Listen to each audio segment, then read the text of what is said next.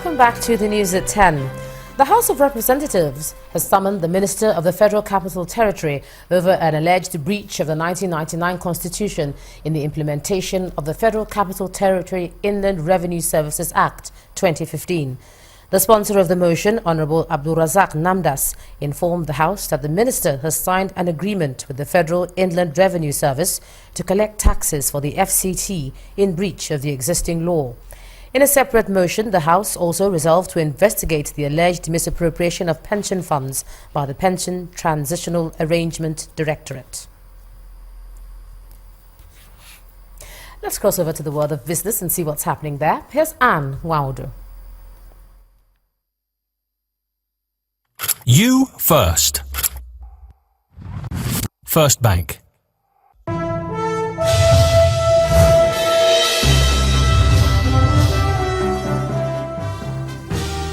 Hello and welcome to Business News. The Nasarawa State House of Assembly has passed the 2016 budget with an upward review of 2% from 77.9 billion naira to 79.3 billion naira. The House Committee on Finance and Appropriation, while submitting its report, noted that the delay in submission was as a result of a 3-week strike in the state in January and the delay in submission of actual expenditure from state ministries, agencies and departments. The Central Bank of Nigeria has raised 167.51 billion naira from its treasury bills auction, with maturities ranging between 3 months and 1 year. Traders say the yields are in line with the higher inflation figure for March and a possible increase in interest rates by the central bank at its policy meeting next month. The regulator sold a 3-month bill at 6.10% at its last auction on April the 6th. 6-month fetched 8.69%, while the 1-year paper fetched 9.48%. At the secondary market, 3-month paper closed at 7.25%, 6-month bill traded at 8.99%, while the 1-year bill closed at 10.46%. The Standards Organization of Nigeria has approved a 90-day window for importers and clearing agents to clear their consignments. The Acting Director General of the organization, Dr. Paul Anya, made this announcement at a meeting in Lagos. He says the window was extended ahead of the planned review of the electronic provisional clearance rules. Today, alongside with my management, we have agreed to reopen that platform for 3 months, the EPCC platform. We will reopen it for 3 months, starting 25th of April. We will reopen it for 3 months, which means that by July, and when we close it in July, we will put cement, we will put concrete on it so that you can't break it. In July, we'll have the thickest concrete mix with the best cement in Nigeria, and we'll seal that platform. Because that platform is the route through which Nigerian economy is dying now. It was meant to facilitate your trade, meant to ease your trade. You're always talking about trade facilitation, but now you're using it to undermine the Nigerian economy. Well, it's the second day of rally for the equities market as main indicators consolidated Tuesday's recovery. To give us more details on that, here is Temple Ashaju.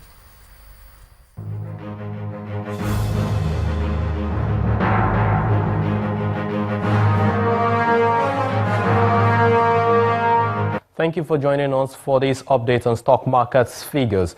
Positive sentiment was sustained at the local stock markets today on the back of Q1 earnings released by some of the listed companies. In 2,698 deals, investors traded about 160 million shares for 1.1 billion naira, and strong gains pushed the key benchmark index 0.51% higher.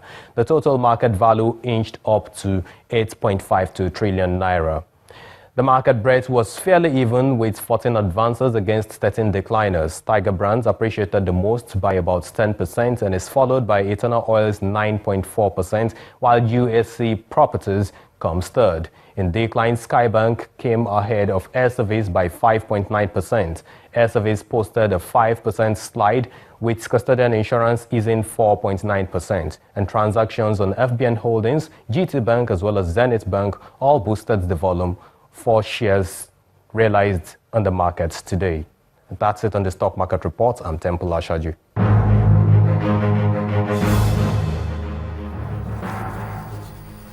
Well, thanks a lot, Temple. And European and U.S. markets closed today's trading in the green, but the Asian and African counterparts finished in mixed session. Let's see the figures.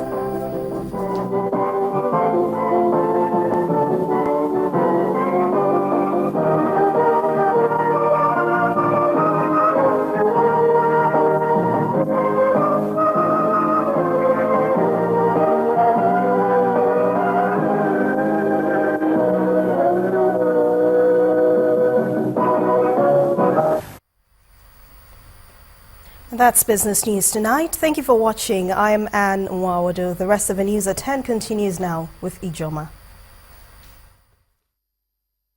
You first. First Bank. Telecommunications company MTN says it's invested over 3 trillion naira in fixed assets in Nigeria and is set to lead the way in ensuring productivity and competitiveness in information and communication technology advancement in Africa. The managing director of MTN Nigeria, Adekunle Adebiyi, says over $32 billion in foreign direct investment was provided through ICT revolution in 15 years.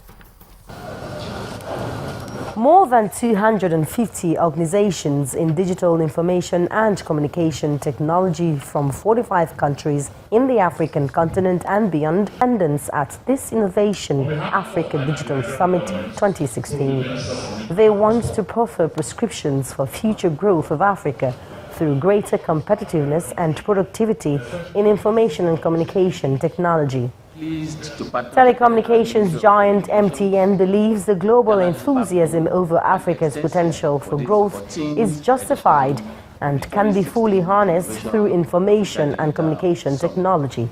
A task the general manager of the northern region, who represented the MTN executive director Amina Oyabola, says MTN is fully equipped for. MTN has invested over $16 billion, which is over 3 trillion naira to date in fixed assets and facilities nationwide to build the most expansive network in the country. Such investments in infrastructure have created an ICT backbone that powers various critical sectors of the economy, such as banking, e-commerce, insurance, oil and gas. He says MTN recognizes a function of the small and medium enterprises as the base and engine for economic growth, and therefore plays the role of critical enabler through digital services. We help them with their processes to make things faster, and of course, this has resulted in a lot of growth in their profits. The marketplace that I mentioned, for instance, is also a resource room. It's like a resource hall where SMEs can go to and download packages that they can use to train either themselves or train their staff. Now, what we also do is from time to time, we organize fora, all kinds of forum where we bring SMEs together, and of course, they compare notes, they share ideas, and of course, we also talk to them about our new packages that will make their businesses easier. While it is no news that Africa has a large population of productive youth, which many consider a strategic asset, experts here say it is pertinent to fast-track support systems and training for them to set off a formidable digital age in Africa. Omelongo Nadi, Channels Television News. Total E&P Nigeria Limited is on the verge of boosting power supply by delivering gas through a new infrastructure called the Northern Option Pipeline. The $900,000 for the NOPL project is part of an integrated process to upgrade the company's oil field OML 58. The OML 58 upgrade projects were essentially designed to boost gas supply for both industrial and domestic use and increase deliveries to the Nigerian liquefied natural gas in Bonny, while meeting with the federal government's policy on gas flaring. After over 50 years of oil production from an onshore field, OML 58, Total E&P Nigeria Limited has invested heavily to upgrade that facility. OML 58 upgrade by Total E&P, which comprises Obogufle Station, Field Logistics Base, Obite Gas Treatment, has also two unique projects, the OUR Pipeline and the Northern Option Pipeline, which are two gas infrastructure that will boost power generation, industrial growth, and export. Today we are doing 22 million tons of LNG and we are exporting that. But that's not really helping our situation in terms of industrialization. And I think the point here is that having the resource base is not enough. What is important is to grow the consumption capacity in country. Power supply challenge heaps heavily on gas availability, but Total E&P Nigeria Limited says it has demonstrated their commitment to domestic market gas supply obligation. Therefore, this $900 million NOPL gas pipeline, which will provide 300 million scoop of gas, is to serve to meet that need. Total believed in partnership with Nigeria to be able to develop the domestic gas capabilities to the extent that it will be very commercial, it will be very economical in the future. In terms of timing, we are looking at sometimes in July to start this flow of gas. The pipeline traverses over 76 communities from Rivers to Abia, with a processing plant at Owaza in Abia State, bringing life to the communities. NOPL will flow with the gas from Obite, and our DSO is 300 million scf. So it's equivalent of roughly 10 million of standard cubic meter a day. I think I feel very proud, about the team who contributed to this project and who brought this, to reality. All our total team involved in the project management and all our contractors team as well. And then I have to say that we also feel very good to be about to start, delivering domestic gas to the domestic market. Total E&P says it is committed to the domestic gas obligation, and this gas processing plant will not flare any gas. Olu Phillips, Channels Television News. Samsung's annual forum this year held in Monaco, where the brand showcased its range of products to the media and its partners. One of the highlights of the forum was a display of the company's Built for Africa range. Though Nigeria is Samsung's largest market in Africa, the brand is yet to have a manufacturing base here. Samsung's 2016 forum was hosted in February in Monaco, the second smallest country in the world, to symbolize the idea of change and transformation, which was encapsulated in the brand's theme for the event, One Beat, Rise Above. For Africa, this theme communicates how the continent in particular is trying to adapt to its challenges in terms of issues such as education, electricity, and security. Samsung's significant innovation is its Built for Africa range, featuring products that have been researched to address some of the obstacles Africa faces. Product solutions range from refrigerators with inbuilt inverters to televisions that are surge protected, as well as ACs. Nigeria is undoubtedly the single biggest market for Samsung in Africa, but the brand is yet to invest in a plant here. Back in Lagos in April, Koye Showemimo, the head of corporate marketing for Samsung Electronics West Africa, explains.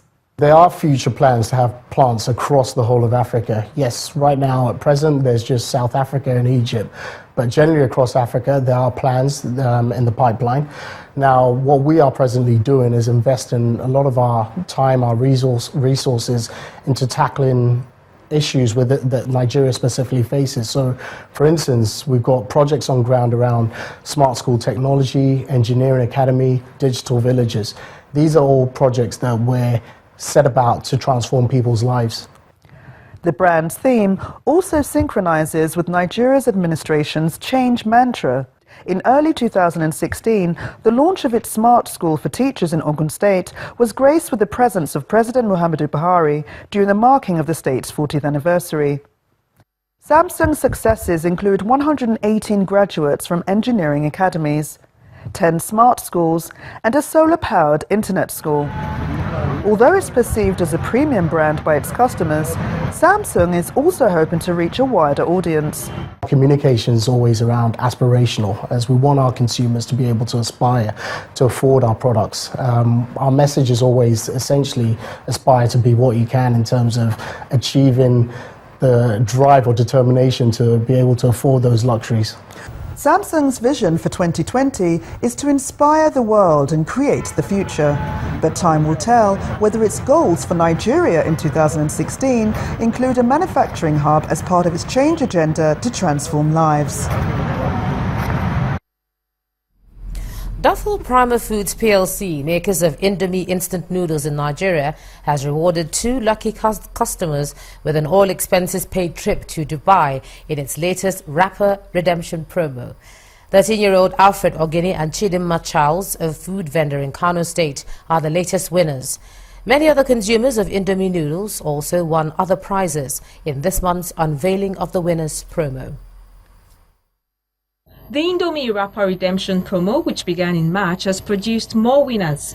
Some of them are gathered here at the office of Duffel Prima Foods PLC in Lagos to claim their winnings. Members of the media, as well as a representative of the Consumer Protection Council, are also here to witness the handover of the prizes from the officials of the brand to the winners. The Group Public Relations and Events Manager of Duffel Prima Foods, who kicked off the event, is happy to see these loyal customers of the brand. He noted that the promo was designed to engage and reward them for their continued patronage. Yes, we're selling these products to you. There are other value additions that we expect, and that is the reason why we're doing this. Beyond everything, I also see a catch in it. Because we are also doing this because we want to be an environmentally clean, or want to maintain a very clean environment.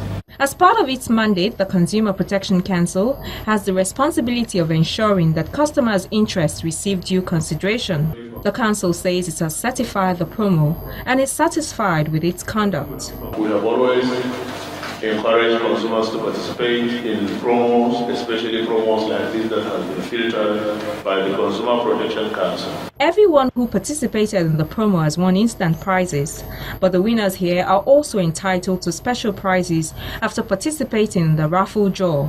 Over 40 people have won these special prizes. 2 of the winners here have won the ultimate prize, an all-expense-paid trip to Dubai. I like to eat Indomie. I eat Indomie morning, afternoon and night. I cook Indomie at 52 Abba Road, where I sell Indomie. People love my Indomie. I gather the wrappers and I take it to Indomie company and they call me that I win Dubai trip. I'm happy for this. It's like a borderless thing. Irrespective of where you buy your Indomie noodles, you could be residing anywhere in the country. And of course, once you're a winner, and you are bound to redeem those prizes. Indeed, there are still several mouth-watering prizes up for grabs, including a trip to Dubai for more lucky winners. All you have to do is to keep collecting the Indomie wrappers for a chance to win. Still ahead on the news at 10, more goals scored on day 2 of the Lagos preliminaries of the Channel's National Kids Cup as schools continue to fight for a place at the national finals. That's on sports. Do stay with us.